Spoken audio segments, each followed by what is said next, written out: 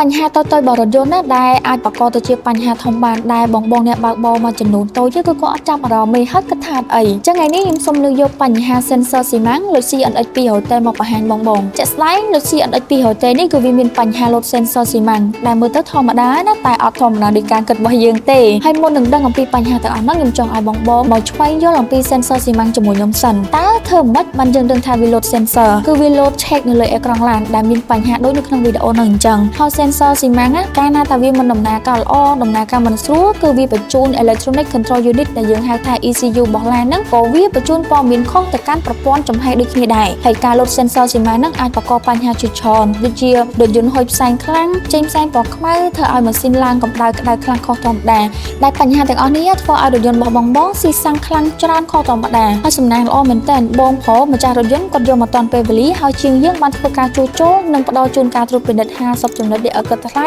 បន្ថែមពីលើនឹងផងដែរដូច្នេះបងដែលកំពុងតែមានបញ្ហាស្រដៀងនេះកុំទុកយូរបងនាំតែបង្កបញ្ហាធំទេបងយកមកត្រួតពិនិត្យនិងជួសជុលនៅ Yesca Premium Service បានណាយកមក Yesca Premium Service មិនចាំបាច់ទៅកក់មុនទេយកមកភ្លាមជួសជុលភ្លាមអត់រងចាំយូរទេធ្វើតែម្ដងរួចរាល់ហើយអ្វីដែលសំខាន់ហ្នឹងបន្ទាប់ពីយើងបានជួសជុលរួចរាល់ជាងរបស់យើងគាត់ក៏នឹងធ្វើការសម្អាតរថយន្តជូនអតិថិជនផងដែរឃើញចំណេញឥតបងត្រួតពិនិត្យឥតគិតថ្លៃហើយយើងសម្អាត free ទៀត